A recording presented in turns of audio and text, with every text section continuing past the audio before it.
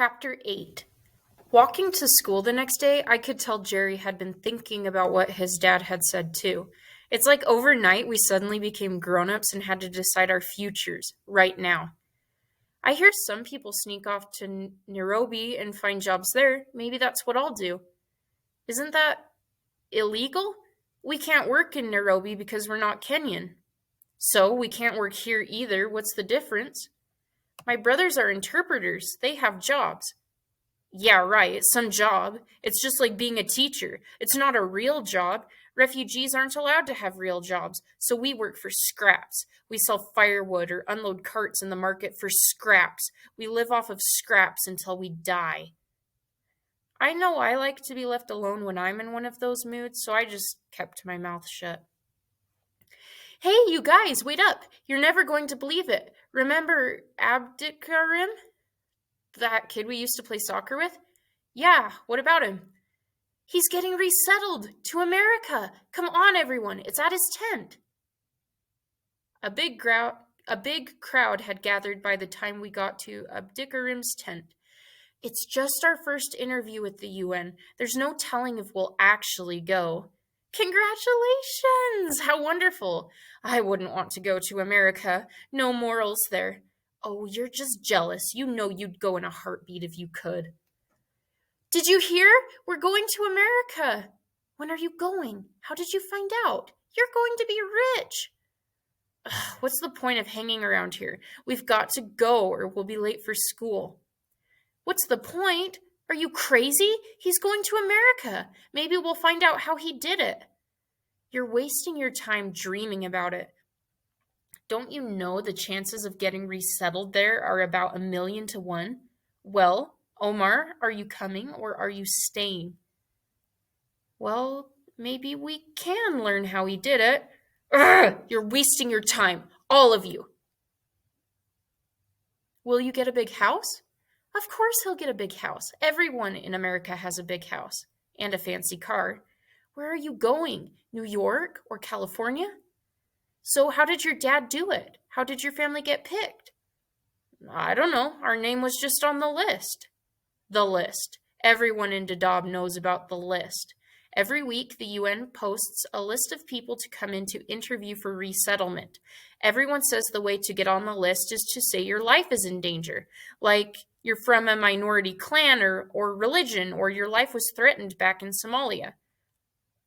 I guess being an orphan and Hassan's disabilities aren't enough of a danger, because it's been 9 years and our names have never been on the list. Jerry and I stayed and talked with the other boys about America and what it would be like to live there. Before we knew it, hey, it's getting dark. We missed the whole day of school. We'd better get home. America. Yeah. I thought your dad paid some money to get your case heard. Yeah, and you see how well that worked. Now he's just broke, and he doesn't even work at the market anymore. He just sits around with his friends chewing cot. I hope my dad hasn't heard about Abdikarim's family getting resettled. He'll get really angry. Do you want to sleep over? No, I'd better go back home. My mom and my brothers and sisters are there. I'll see you tomorrow. I didn't talk much that evening. I only had one thing on my mind all night. America. I never really thought about going to America before. Not for real. It seemed impossible. The chances were 1,000,000 to 1. But now, someone I knew was going.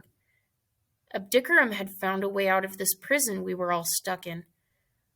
I didn't know much about America. Some people said that life there is not easy, that people look down on refugees. But surely life in America had to be better than this. I knew you could at least go to school in America. You could get a job. Maybe in America we could be safe. We could have a home. All these thoughts and more settle on me like a heavy weight. I bet some other kid in America is asleep right now in their clean, soft, comfortable bed, while I am sleeping in the dirt. Why does Abdikarim get to leave and I have to stay here? Why do some kids have everything and I have nothing? It's not fair. Of course, thinking like this doesn't do you any good. Somalis even have a word for it, bufis. It means the intense longing to be resettled. It's almost like your mind is already living somewhere else while your body is stuck in a refugee camp. It's not fair. It's not fair. It's not fair. It drives some people insane. I keep thinking about the UN's magic resettlement list. You can't apply to get on the list, they just decide. Still, some people start to camp out by the UN offices, begging workers to hear their case. Some people try to pay bribes, like Jerry's dad. Even after they're denied, some people keep trying. I heard about one guy. His case was rejected by the UN and he couldn't handle it. He killed himself. All of a sudden, I'm so jealous and I want to leave this place so badly I feel like I'm going to explode. It's funny how, without saying a word, Hassan is the one person in the world who can make me feel a little better. Thanks.